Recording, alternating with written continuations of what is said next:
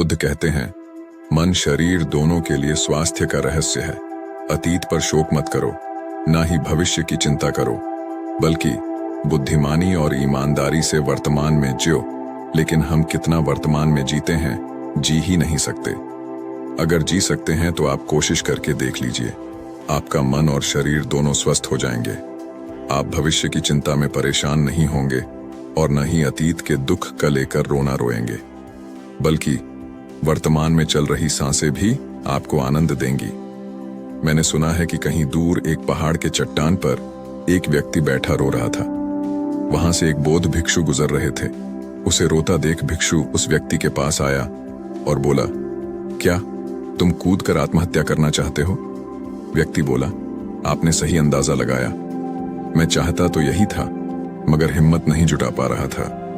भिक्षु ने कहा, क्या सब पीछे छोड़कर आए हो या अपने साथ भी कुछ लाए हो? व्यक्ति ने कहा, नहीं, मैंने सब पीछे छोड़ दिया है, मैं अपने साथ कुछ भी नहीं लाया। भिक्षु ने कहा, तो तुम इतना बोझ लिए क्यों बैठे हो? व्यक्ति ने कहा, कौन सा बोझ? मेरे पास तो कुछ भी नहीं है, मैं तो खाली हूं, कंगाल हूं।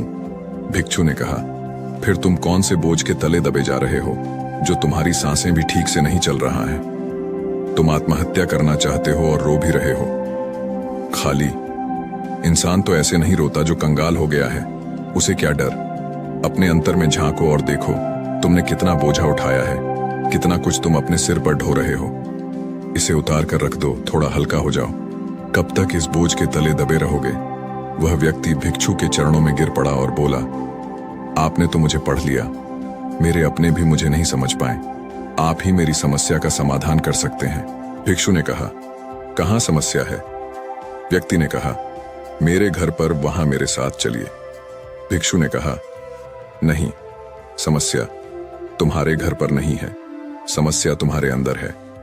जब तक तुम अपने भीतर के समस्या का समाधान नहीं करोगे, तुम्हें हर जगह समस्याएं ही नजर आएंगी। और अगर यहाँ इस चट्टान पर समस्या नहीं है, तो फिर तुम यहाँ आत्महत्या करने की क्यों सोच रहे हो? क्योंकि तुमने तो घर छोड़ दिया है, समस्या भी छूट गई होती ना, फिर तुम इतनी परेशान क्यों हो? व्यक्ति बोला, आप सही कहते हैं, मैं आपकी बात समझ रहा हूं, कमी मुझ में ही है, इसलिए तो मैं आत्महत्या करना चाहता था। मैं किसी काम का नहीं हूं, मैं जो कुछ भी करने जाता हूं सब बिगड़ जाता है, मेरी किस्मत ही बहुत खराब है। भिक्षु ने कहा, ठीक है, मुझे बताओ कि क्या खराबी है तुम्हारी किस्मत में? व्यक्ति ने कहा, मैंने व्यापार करने के लिए अपने परिवार से धन लिया, उस धन से मैंने व्यापार किया, लेकिन मेरा व्यापार ठीक नहीं चला। शुरू में मेरे परिवार वालों ने मेरा साथ दिया, लेकिन धीरे धीरे जैसे जैसे मैं अपने व्यापार में नुकसान उठाता गया, मेरे परिवार वाले भी मुझसे दूर हो गए। मैं सब उन्हीं के लिए कर रहा था, लेकिन वह मुझे अब इन सब का जिम्मेदार ठहराते हैं। मुझे भी लगता है कि मैंने उन सब के साथ गलत किया। मेरा एक मित्र है, उसने भी व्यापार आरंभ किया था, आज उसका व्यापार बहुत अच्छा चल रहा है। वह कभी मेरे घर आता है तो वह अपने अच्छे चल रहे व्यापार की बात करता है। वह बताता है कि कैसे उसने अपने व्यापार को अपने दम पर खड़ा किया, कैसे उसने मेहनत की और सफलता पाई। मेरे परिवार वाले भी कहते हैं कि देख, उसे तेरे बस का तो कुछ भी नहीं है। अब हालात ये है कि मेरा घर भी गिर भी पड़ा है। भिक्षु ने कहा, क्या तुम्हें पता है तुम्हारा मित्र तुम्हारे पास क्यों आता है? व्यक्ति ने कहा, हाँ, मुझे पता है, वह मुझे नीचा दिखाने आता है।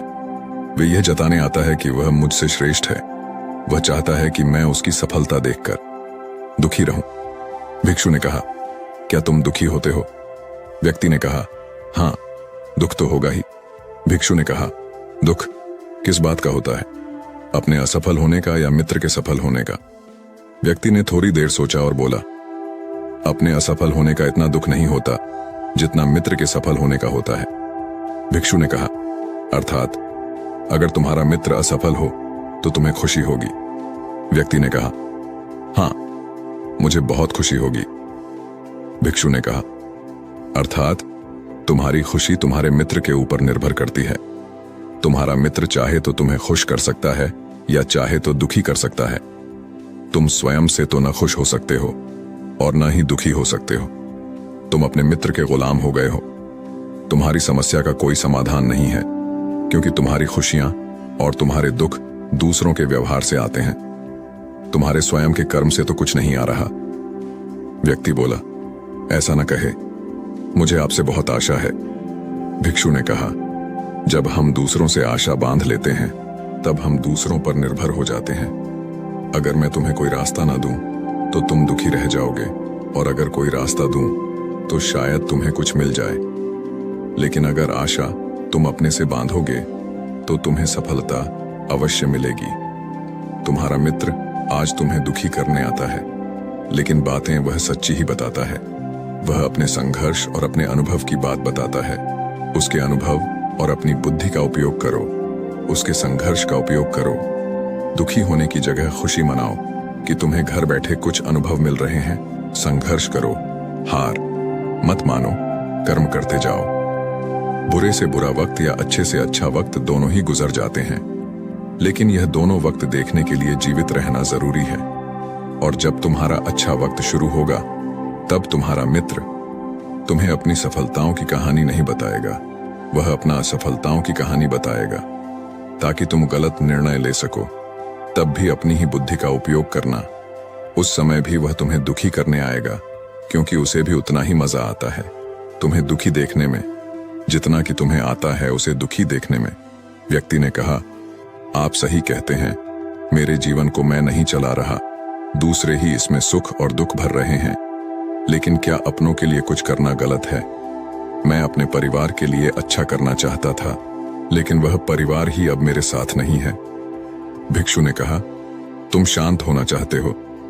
वास्तव में इस दुनिया में सब शांत होना ही चाहते हैं। वे चाहते हैं कि हम कुछ करें तो लोग उसकी प्रशंसा करें। प्रशंसा न होने पर हम दुखी हो जाते हैं। हमें लगता है कि सब मतलबी है, लेकिन अगर तुम किसी को अपना परिवार मानते हो और उसके लिए कुछ करना भी चाहते हो, तो तुम्हें ऐसा क्यों लगता है कि तुम दूसरों के लिए कर रहे हो? तुम अपने लिए ही कर रहे हो। अगर तुम्हें लगा कि तुम दूसरों के लिए कर रहे हो तो तुम दुखी ही रहोगे, और तुम्हें लगा कि तुम अपने लिए कर रहे हो तो तुम खुश रहोगे। जब तुम अच्छा केवल अच्छा करने के लिए करते हो तब तुम्हें सांत्वना की जरूरत नहीं। परती व्यक्ति ने कहा, आप सही कहते हैं, मैं समझ गया हूं। अब तक मेरी किस्मत दूसरों के हाथ में थी तो खराब थी। अब मैं अपनी किस्मत अपने हाथ में रखूंगा। अब यह अच्छी हो या खराब हो, मैं हार नहीं मानूंगा। फिर भी क्या आप मुझे कुछ दे सकते हैं? जब मेरे जीवन का सबसे बुरा वक्त हो तब मेरा साथ निभा सके।